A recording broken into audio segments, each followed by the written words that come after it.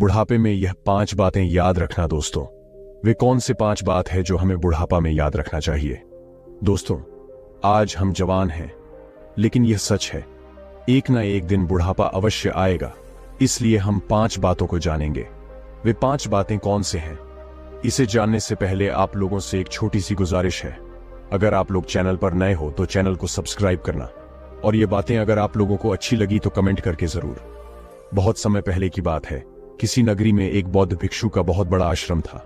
उसी आश्रम में बहुत सारे शिष्य शिक्षा लिया करते थे। साथ में वह बौद्ध भिक्षु एक बूढ़े व्यक्ति हो चुके थे, जिससे गांव में उनकी अलग ही छवि बनी थी। गांव में जो यह बात कहते थे, फिर उसी प्रकार लोग उनकी बात को मानते थे। जब वह एक बार शिक्षा दे रहे थे, तभी वहां पे एक व्यक्ति जो उनके उम्र के बराबर आए, और आते वह रोने लगे। सारे शिष्य हैरान हो गए कि आखिर बूढ़े व्यक्ति के साथ क्या हुआ है, जो गुरु के चरणों के पास आकर रोने लगे।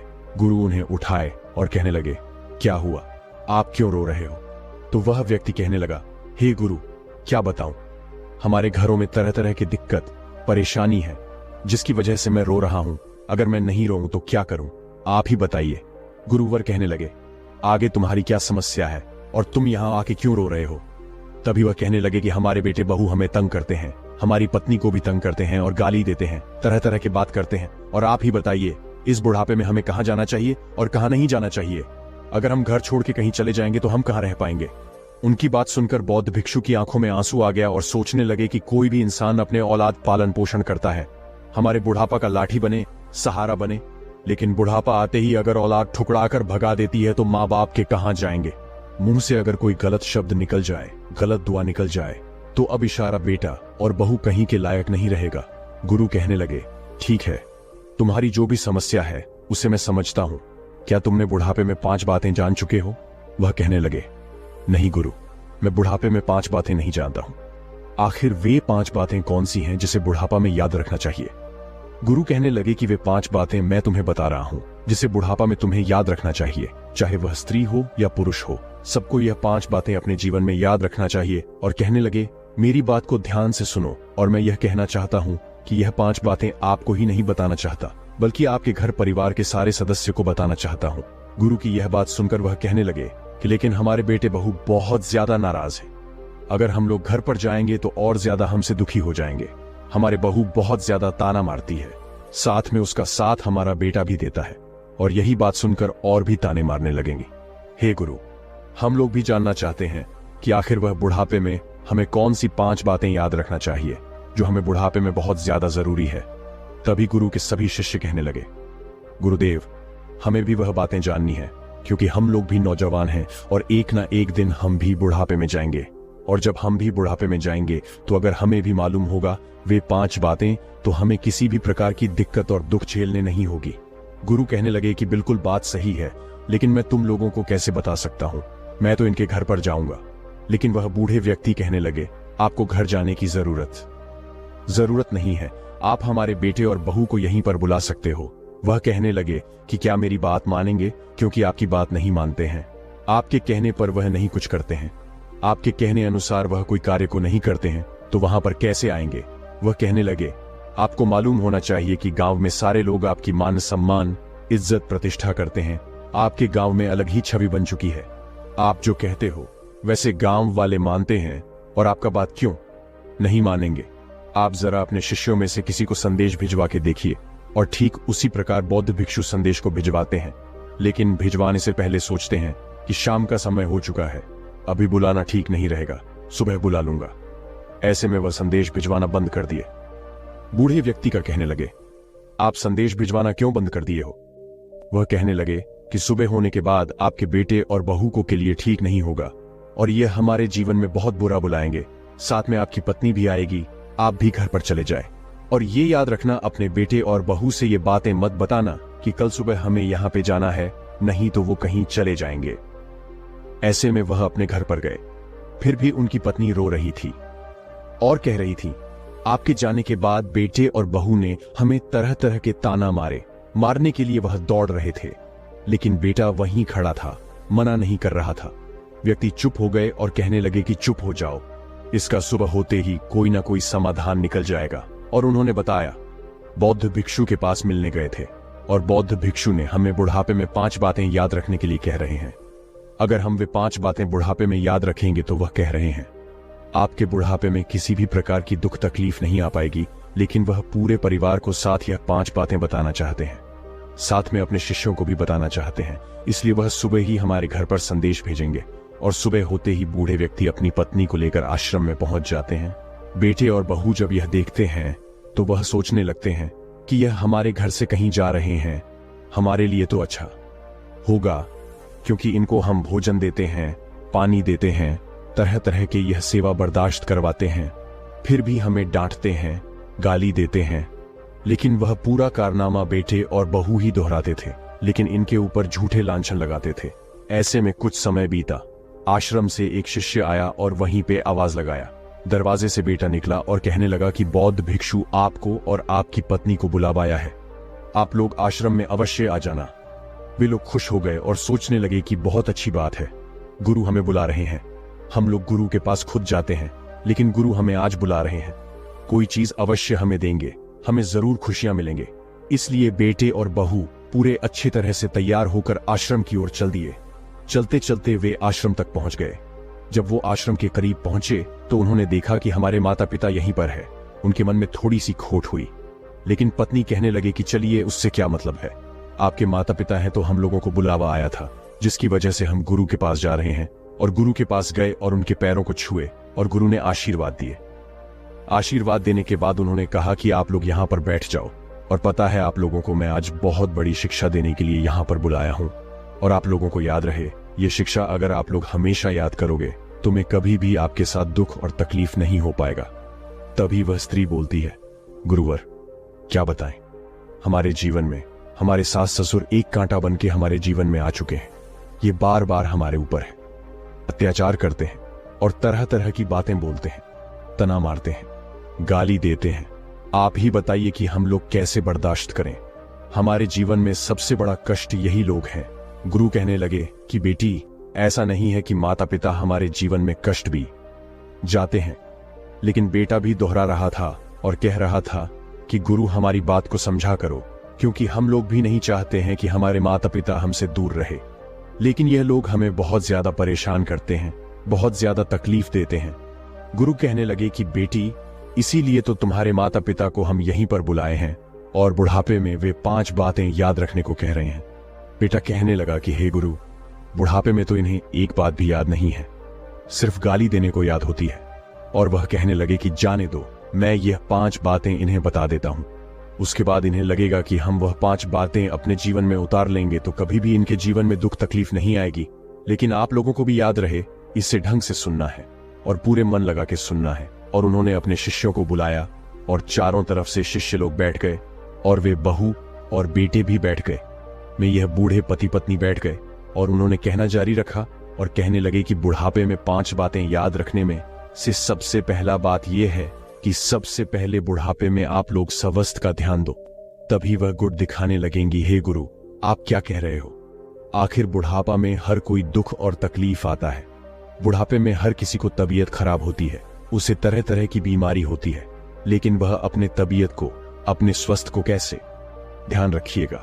गुरु कहने लगे, मेरी बात को ध्यान से सुनो, मैं ये कह रहा हूं कि बुढ़ापे में बहुत सारे लोग किसी न किसी लत के वजह से वह नशा करते हैं, जैसे बीड़ी पीते हैं, कुछ तरह तरह के नशीले पदार्थ का सेवन करते हैं, जवानी में सेवन करते हैं, वे बुढ़ापे तक करते हैं। जब वह बुढ़ापे में करते हैं तो उनकी तबीयत खराब होती है। जब तबीयत खराब होती है तो वे लोग परेशान हो जाते हैं। उनके बेटे और बहू को उनका स्वास्थ्य का ध्यान रखना पड़ता है, लेकिन डॉक्टर के पास जब इलाज कराने के लिए बेटे और बहू ले जाते हैं तो डॉक्टर लोग यह कहते हैं कि इन्हें नशे का लत छोड़ना ही पड़ेगा, इन्हें बीड़ी छोड़ना ही पड़ेगा, इन्हें नशीले पदार्थ का सेवन कभी भी नहीं करना चाहिए। लेकिन बुढ़ापे में लोग अपनी आदत के मजबूर अपने बेटे और बहू से चुपके से नशा कर लेते हैं। उसके बाद फिर से उनकी तबीयत बिगड़ जाती है और बेटे और बहू परेशान हो जाते हैं। इसलिए मैं कहना चाहता हूं कि बुढ़ापे में अगर आपकी भी ये लत है तो आप लोग अपने स्वास्थ्य पर ध्यान दें। ऐसा नहीं है कि अगर आप लोग लत नहीं करोगे तो आप लोग जिंदा नहीं रह पाओगे, जिंदा रह पाओगे।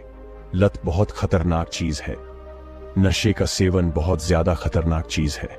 आप नशे का सेवन करिएगा तो आपके बुढ़ापे में दुख दुर्दशा कभी भी दूर नहीं हो सकती, क्योंकि आपकी बीमारी कभी भी नहीं भाग सकती है।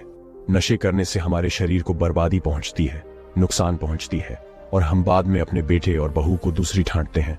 लेकिन हम खुद ही नहीं देखते हैं कि सारा दोष हम लोग में है, और हमें ऐसा नहीं करना चाहिए। चाहे वे मर्द हो या औरत हो, दोनों लिए यह बात बैठती है कि कोई भी हो, उन्हें नशा नहीं करना चाहिए, उन्हें नशीले पदार्थ का सेवन नहीं करना चाहिए, नहीं तो उनका बुढ़ापा दुखों से बीतेगा। बौद्ध भिक्षु यह बात सुनकर बेटे और बहू मन ही मन खुश हो रहे थे, गदगद हो रहे थे और सोच रहे थे कि बौद्ध भिक्षु हमें नहीं बल्कि हमारी सास ससुर को ही डांट रहे हैं। और ऐसे में वे लोग बहुत ज्यादा खुश थे और उन्होंने दूसरी बात बताना जारी रखा और कहने लगे, दूसरी बात भी ध्यान से सुनो। और दूसरी बात यह बताने लगे कि बहू पर अत्याचार करना बंद करो। तभी वह स्त्री बोलती है कि हे गुरु, यह बिल्कुल बात ठीक है। ये लोग हमारे ऊपर बहुत ज्यादा अत्याचार करते हैं, हमें गाली देते हैं, हमें मारते हैं, हमें पीटते हैं। साथ में बेटा भी कह रहा था कि हमें भी कुछ कह देते हैं, हमारी बहू को हमेशा तंग करते हैं। आप ही बताइए कि हमारी बहू कहां जाएगी और कहां आएगी। ऐसे में गुरु कहने लगे कि बेटी, आप जरा जाइए, मैं इन्हें समझा रहा हूं, मैं इन्हें बता रहा हूं। जारी रखते हैं और कहते हैं कि देखिए, बहुओं पर अत्याचार मत करो। बहू है, लेकिन अगर उसे हम सही ढंग से देखेंगे तो वे हमारी बेटी हैं। भले चेहरा ही बदल को देख लो, आपकी भी बेटी होगी, वे किसी के दूसरे घर में जाएंगी। अगर आप लोग अपने बहू पर अत्याचार कर रहे हो, अगर आपकी बेटी पर कोई अत्याचार करेगा तो आपको कैसा लगेगा? आपको दुख होगा, आपकी दिक्कत होगी, आपकी परेशानी होगी। लेकिन आप लोग कहोगे कि हम लोग तो कुछ भी नहीं किए हैं, फिर भी हमारे बेटे के साथ ऐसा क्यों हो रहा है? इसलिए आप लोगों से गुजारिश है कि अगर आप लोग बुढ़ापे में भी चले गए हो, फिर भी आप अपने बहुओं को परेशान मत करो। ज्यादातर जो सास होती है वे अपने बहुओं को परेशान करती हैं, और ससुर होते हैं जो अपने बहू को परेशान करते हैं। लेकिन दोनों लोग भी मिलके कहीं कहीं परेशान करते हैं। लेकिन इस दुनिया में ज्यादातर देखा गया है सास बहुओं को बहुत ज्यादा परेशान करती है। इसीलिए सास से गुजारिश है, कभी भी यह कदम मत उठाए और ध्यान रखें कि हमारी बहू है, अगर उससे कोई गलती हो जाती है तो हमें उसे बताना चाहिए, बल्कि उसके ऊपर हमें अत्याचार नहीं करना चाहिए। नहीं तो कल के समय में हमारे साथ भी हमारी बहू अत्याचार करेगी तो हमारा जीवन बर्बाद हो जाएगा। और उन्होंने दूसरी बात बताने के बाद उन्होंने तीसरी बात बताना जारी रखा और कहते हैं कि उससे कम करना। मैं मानता हूं कि बुढ़ापे में इंसान चला जाता है तो उसे पता नहीं होता है कि मैं क्या कर रहा हूं और क्या नहीं कर रहा हूं। वह कभी गुस्सा बहुत ज्यादा करता है, कभी कम करता है। लेकिन आप लोगों को याद होना चाहिए कि यह आपका जवानी नहीं है कि जवानी में आप जैसा चाहोगे वैसा कर पाओगे, क्योंकि बुढ़ापा में अच्छे अच्छे लोग भी बहुत अच्छे बन जाते हैं।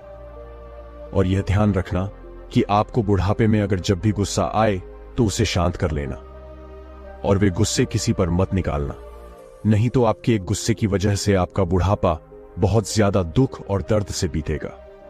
आपके बुढ़ापे में बहुत ज्यादा परेशानी आएगी और आप लोग हमेशा अपने बेटे और बहू को हमेशा दोष ही लगाओगे और कहोगे कि हमारे बेटे और बहू हमारे साथ ये कर रहे हैं।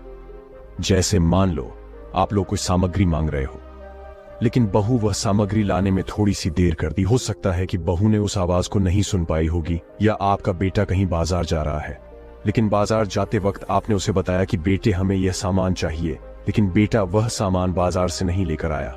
आप उससे गुस्सा कर देते हो और कहने लगते हो, तू किसी का काम के लिए नहीं है और तू हमारा बात को नहीं मानता है।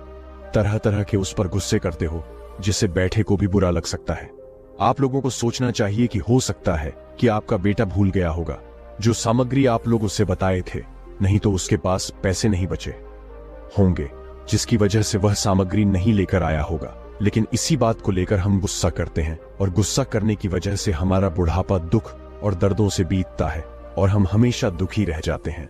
उन्होंने यह बात बताने के बाद उन्होंने कहा कि अब चौथी बात को भी ध्यान से सुनना, और चौथी बात भी बताना जारी रखते हैं और कहते हैं कि लोगों और पड़ोसियों से अपने घर के बात को कभी मत कहना। तब यह फिर से स्त्री दोबारा बोलती है कि हे गुरु, इन लोगों में सबसे बड़ी कमी यही है कि हमारे घर के जो भी बात होती है वे लोगों से, ये हमारे आस पड़ोस के लोगों से कहते हैं।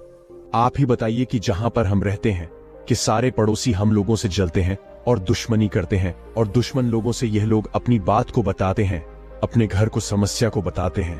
कल के दिन वे लोग हम लोगों पर हंसते हैं, इसलिए हम इन्हें मना करते हैं, फिर भी यह लोग नहीं मानते हैं। और वह व्यक्ति बहुत अच्छे ढंग से इन लोगों की बात को समझता है, सुनता है और फिर से गांव में जाकर अपने अपने साथियों से वह बात को फैला देता है, जिससे हमारे जीवन में और ज्यादा कठिनाइयां आ जाएं। आती है। बौद्ध भिक्षु ने बहू की बात सुनकर कहने लगे कि देखिए, अपने घर की बात किसी भी पड़ोसी से या लोगों से बताने से क्या फायदा हो सकता है। बुढ़ापे में बहुत सारे लोग बूढ़े लोगों के पास आते हैं, उनके पास बैठते हैं, उठते हैं और उनकी जानकारी लेते हैं। लेकिन बहुत सारे लोग चालाकी से आते हैं और देखते हैं कि इनके घर में क्या हो रहा है और क्या नहीं हो रहा है। और बूढ़े व्यक्ति लोग परेशान होने के कारण वह बता देते हैं और कहते हैं कि हमारे बेटे और बहू हमारे साथ यह कर रहे हैं, वह कर रही है, हमारा बेटा हमें मारता है, हमारी बहू हमें गाली देती है, हमें मारने दौड़ती है, हमें भोजन नहीं देती है और तरह तरह के बात हमसे कह देते हैं, जिससे हमारे बेटे और बहू के लिए नुकसान बन जाता है। क्योंकि हमारे जाने के बाद इस दुनिया में हमारे बेटे और बहू बचते हैं। उसके बाद गांव के लोग या पड़ोसी लोग उसे तंग करते हैं, उन्हें परेशान करते हैं और यह कहते हैं, तुम लोग अपने सास ससुर को भोजन नहीं दिए थे, तुम लोग अपने पिता माता को देख रेख नहीं किए थे, जिससे पिता माता ने हम लोगों से यह बात कह के गए हो, आप लोग वैसे व्यक्ति हो, एकदम खराब व्यक्ति हो। तरह तरह के हुए लोग बात को कहेंगे, जिससे बेटे और बहू को दुख और तकलीफ पहुंचेगी। साथ में लोग तो सामने भी कह देते हैं। इसलिए बुढ़ापे में पड़ोसियों से या लोगों से बात नहीं कहना चाहिए, नहीं तो पड़ोसी हमेशा मौके की तलाश करके आपका मौके को फायदा उठाकर आपका मजाक ही उड़ाएगा।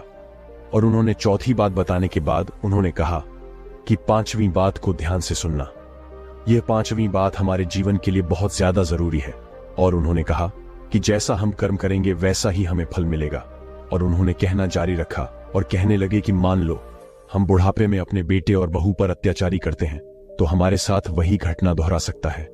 क्योंकि यह प्रकृति हर एक इंसान को, हर एक जीवों से वैसे ही बदला लेता है जैसा हर एक जीव उसके साथ करता है। हो सकता है कि आप अपने बहुओं पर अत्याचार कर रहे हो, तो कल के दिन आपकी भी बेटी होगी, उसके भी सास ससुर उसके जीवन में भी उसी तरह उसके साथ भी बहुत ज्यादा अत्याचार करेंगे, परेशान करेंगे। इसलिए आप किसी को बहू को परेशान कर कर यहाँ पे खुश तो हो रहे हो, आपको भी बेटे को कोई परेशान करेगा। इसलिए हम आपको समझाते हैं कि जैसा हम कर्म करेंगे वैसा ही हमें फल मिलेगा। इसलिए हमें कोई भी बहू को अपनाने के बाद उसके साथ हमें मिलजुल के रहना चाहिए, उसके साथ हमें अत्याचार नहीं करना चाहिए। और ये बुढ़ापे में अगर यह 5 बातें कोई भी व्यक्ति याद रखेगा और अपने जीवन में अपनाएगा, उसे किसी भी प्रकार की दुख और परेशानी नहीं हो सकती है और साथ में वे अपना जीवन अच्छे से जी सकता है।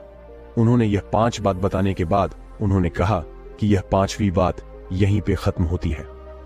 तभी वह कहते हैं कि अभी आप लोग बैठ जाओ, आप लोगों से कुछ और भी बताना है। और वे बताना जारी रखते हैं और कहते हैं कि देखिए, मैं यह चाहता हूं कि आपके बेटे और बहुओं को कुछ और भी बातें बता दूं, जिसे लोग वे अपने जीवन में अपनाएंगे, आगे चल के खुश हो जाएंगे। और वे बताना जारी रखते हैं और कहते हैं कि मान लो आपके माता पिता की तबीयत खराब हो गई, आपके पिता बीमार हो चुके हैं और वे बीमारी की वजह से आप लोगों को गाली दे रहे हैं, आप लोगों को मार रहे हैं, आप लोगों को पिट रहे हैं, ये आपके बच्चों को मार रहे हैं, पिट रहे हैं, उन्हें दौड़ा रहे हैं, तो आप लोगों को उनकी सहन कर लेना चाहिए। क्योंकि देखना चाहिए, बुढ़ापे में कोई भी इंसान एक पागल जैसा बन जाता है, रूप धारण कर लेता है और बच्चे छोटी छोटी हरकत करते हैं और कभी बड़ी हरकत भी कर देते हैं। तो हम बच्चों को समझाना चाहिए, ऐसा नहीं है कि हम उन्हें डांटेंगे, उन्हें मारेंगे। अगर बुढ़ापे में हम उन्हें मारेंगे, डांटेंगे तो उन्हें तकलीफ लगेगा। उन्हें आप बता दीजिए कि आप जो भी कर रहे हो वे ठीक नहीं कर रहे हो। अगर आप ऐसा करोगे तो कल के दिन आप लोग भी बुढ़ापा में जाओगे, तो आपके भी बच्चे आपके साथ ऐसा करेंगे। लेकिन आप लोग अपने बूढ़े माता पिता के साथ ही कर्म करेंगे तो आप एक दिन बूढ़े हो जाएंगे। आपके बच्चे यह देख चुके हैं और वैसा ही वह आपके साथ करेंगे, क्योंकि नियति हर एक जीव से ठीक उसी प्रकार बदला लेती है जैसे वह जीव उस घटना को दोहराया होगा। इसलिए हमें इस बात को ध्यान रखना चाहिए। और उन्होंने दूसरी बात को बताना जारी रखते हैं और कहते हैं कि बुढ़ापे में इंसानों को बच्चे की जैसे शौक चढ़ जाती है, कभी वह इस सामग्री उसका मन करता है खाने के लिए, कभी वे सामग्री मन करता है खाने के लिए, लेकिन हम उतनी ज्यादा सक्षम नहीं होते हैं उन्हें खिलाने में। लेकिन हम जैसे तैसे करके उन्हें खिलाना चाहिए। हमें देखना चाहिए ये बुढ़ापे में चल गए हैं, इनकी मृत्यु कभी भी हो सकती है, कभी भी ये इस दुनिया को छोड़ के चले जाएंगे और ये दुनिया को छोड़ के चले जाएंगे, इनका पूरा संपत्ति तो हमारा ही होगा। और इसलिए बुढ़ापे में कोई भी बूढ़े व्यक्ति एक बच्चे का रूप धारण करने की वजह से उनके मन में हमेशा लालच आ जाती है, जिसकी वजह से सारी सामग्री उन्हें मन करता है खाने के लिए। लेकिन कोशिश करें कि उन्हें जो सामग्री वह मांग रहे हैं उन्हें खिला देना चाहिए। अगर आपसे कम महीनों में एक बार भी हो सकता है तो उन्हें खिला दो। अगर वे प्रतिदिन मांग रहे हैं और प्रतिदिन आपकी शक्ति नहीं है, तो कोशिश करो कि हफ्ते में कम से कम एक दिन उन्हें खिला देना चाहिए, जिससे आगे चल के आप लोगों को जीवन में बहुत ज्यादा दुआ मिलेंगे। क्योंकि आप लोग भी एक दिन बुढ़ापा में जाओगे और आपके साथ आपके बच्चे उसी तरह दोहराएंगे। और उन्हें तरह तरह के बात समझाना जारी रखते हैं और कहते हैं कि हो सकता है कि आपके घर में आपके पड़ोसी आते होंगे, इनके दोस्त आते होंगे, इनके बहुत सारे साथी आते होंगे, या इनके उम्र के लोग आते होंगे और अपने घर के बात किसी और से बता देते होंगे। हो सकता है कि बेटे और बहू ने इन्हें परेशान नहीं किया, नहीं मारा, कुछ भी नहीं कहा, फिर भी लोगों से ये गलत बातें बता देते होंगे। तो आप लोगों से ये बात कहना कि ये झूठ बोल रहे हैं, इनकी दिमाग जा चुकी है, ये अच्छे से बात नहीं कर रहे हैं, क्योंकि हम लोग इनके साथ कुछ भी नहीं करते हैं। हो सकता है कि लोग मान जाएं। हो सकता है कि बहुत सारे लोग ये भी कहे आप लोग झूठ बोल रहे हो, क्योंकि बुढ़ापे में इन्हें जो भी परेशानी हो रही है ये सच बोल रहे हैं। अगर आप लोग मारते हो, उन्हें गाली देते हो, पीटते हो, तभी तो ये कह रहे हैं। अगर वैसे व्यक्ति आप लोगों के घर में आते हैं और आप लोगों के ऊपर ही अत्याचार करते हैं और आप लोगों को झूठी साबित करते हैं, वैसे व्यक्ति से मेरे को कहना है कि उन लोगों को अपने घर से बाहर ही कर दो, घर में आने मत दो। क्योंकि हो सकता है जाने अनजाने में आपके जीवन में वे बुरा प्रभाव कर सकते हैं। आपके बूढ़े व्यक्ति माता पिता को वह बर्बाद कर सकते हैं, बिगाड़ सकते हैं। आपके माता पिता तो एक पागल का रूप धारण कर चुके हैं, जिसकी वजह से वह सही गलत उनमें फर्क दिखाई नहीं देता है। लेकिन लोग आके उन्हें भड़काकर अपना जीवन में वह खुशियां बंटना चाहते हैं और दूसरों को जीवन बर्बाद करना चाहते हैं। वैसे लोगों से दूरियां बनाए रखना हमारे जीवन का उद्देश्य होना चाहिए। और वे तरह तरह के बात बताना जारी रखते हैं और कहते हैं कि ज्यादातर बहुएं अपने सास ससुर का आदर भाव नहीं करती है, उनको कपड़े नहीं धोती है, उन्हें नहीं नहलाती है, नहीं धुलाती है। लेकिन इसमें कोई बड़ी बात नहीं है। जिसके माता पिता है, जैसे बेटे का कर्तव्य है कि अपने बहू को न कहकर वे खुद से अपने माता पिता को नहाए, धुलाए, उनके कपड़े धोए।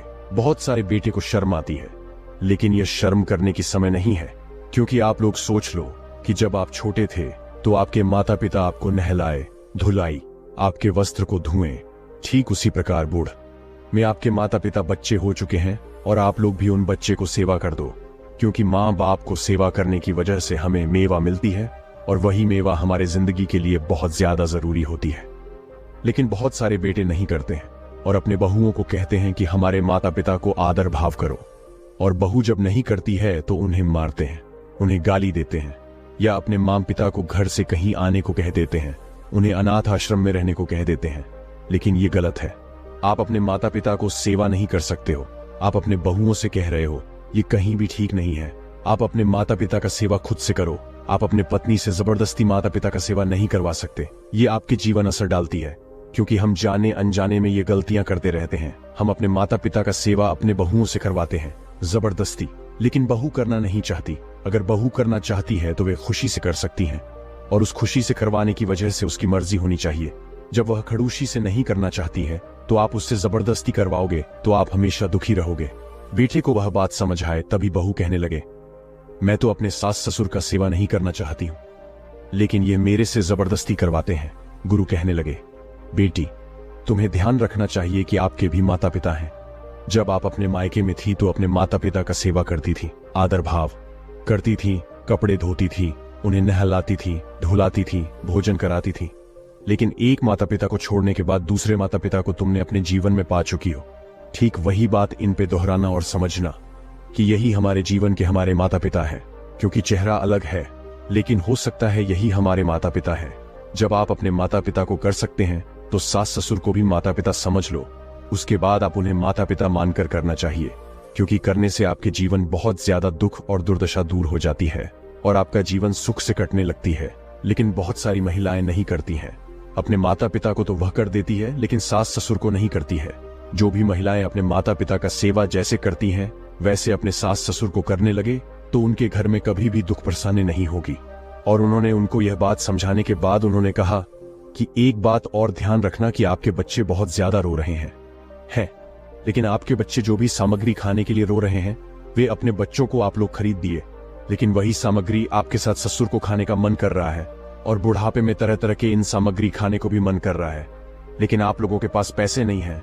तो आप लोगों से एक छोटी सी गुजारिश है कि आप लोग जो भी अपने बच्चों के लिए खाने के लिए खरीदे हो उसी में से कुछ टुकड़ा तोड़ के अपने सास ससुर को दे देना, क्योंकि बुढ़ापे में भी बच्चे बन चुके हैं उन्हें भी आत्मा मांगती है और उन्हें भी आत्मा की शांति चाहिए, इसलिए उन्हें दे देना चाहिए। आपका बच्चा हो सकता है रोने लगे, लेकिन आप उसे छुपाने की कोशिश करना, वे कुछ देर बाद चुप हो जाएगा। और ऐसा आप लोग करेंगे तो कभी भी आप लोग अपने जीवन में अपने सास ससुर से दुखी नहीं रह पाओगी। और मैंने इन्हें बुढ़ापे में 5 बातें याद रखने को ही बता दिया। अगर यह अपने जीवन में ये 5 बातें उतारे तो कभी भी ये भी दुखी नहीं रहेंगे।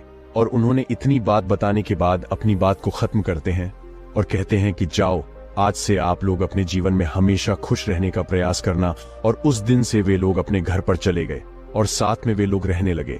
कभी भी वह दोनों पति पत्नी जो बुढ़ापे में जा चुके थे, वह कभी भी अपने बेटे और बहू को परेशान नहीं किया करते थे। अपने पड़ोसियों से यह बात कभी भी नहीं कहते। उस दिन से वह औरत ने रात के समय में जब यह बात सुनकर सोई, तभी उसने यह फैसला किया कि जाने दो, हमारे माता पिता ही हैं। क्योंकि हमारे माता पिता को मैं तो घर में रहती थी तो सेवा करती थी, उनके कपड़े धोती थी, उन्हें निहालाती थी, धुलाती थी, भोजन कराती थी। ठीक उसी प्रकार भगवान ने हमारे जीवन में फिर से एक माता पिता दे चुके हैं। और माता पिता मानकर सुबह उठकर उनका पैर को छूती है, रात के समय पैर दबाती है, अपनी पति को माना करती है और अपने पति को और अपने सास और ससुर को सेवा करती है, कपड़े धोती है। उस दिन से सास ससुर भी अपने जीवन में खुश हो जाते हैं और पत्नी को भी कहते हैं कि आज से तुम अपने बहुओं से कभी भी झगड़े लड़ाई मत करना। और उस दिन से उनका जीवन सुख से बीतने लगता है। दोस्तों, इस कहानी को सुनने के बाद आप लोगों को यह तो बात पता चल चुका होगा कि बुढ़ापे में हमें वह 5 बातें कौन सी याद रखनी चाहिए। लेकिन वह 5 बातें आप लोग को बिल्कुल समझ में आ चुका होगा। दोस्तों, हम जाने अनजाने में यही गलतियां कर देते हैं। हम हमेशा अपनी पत्नी को दोषी ठहराते हैं और कहते हैं कि हमारी पत्नी की वजह से हमारे माता पिता हमारे घर से चले गए। ये हमारे माता पिता के दुख और तकलीफ है। लेकिन एक बेटा होने के नाते आप लोगों को याद रखना चाहिए कि आप अपने माता पिता को आदर भाव नहीं कर सकते। दूसरे को, बेटी को लाकर आप जबरदस्ती उससे आदर भाव करवा रहे हो, ठीक नहीं है। आपके जीवन का यह उद्देश्य नहीं होना चाहिए। क्योंकि आपके माता पिता हैं, आपका सेवा आदर भाव किए हैं, आपको करना चाहिए। कुछ समय अगर आप घर पर नहीं रहते हो, अगर आपकी पत्नी राजी है, करना चाहती है तो कर सकती है। अगर नहीं करना चाहती है तो आप अपने माता पिता को आदर भाव करने के लिए किसी एक नौकर का इकट्ठा कर दो और नौकर को कह दो कि हमारे माता पिता को तुम आदर भाव करना, हम तुम्हारा मजदूरी दे देंगे। लेकिन पत्नी से जबरदस्ती कर पाना जरूरी नहीं होता है। लेकिन पत्नी को भी सोचना चाहिए कि हम अपने माता पिता को छोड़ के आए हैं दूसरे घरों में।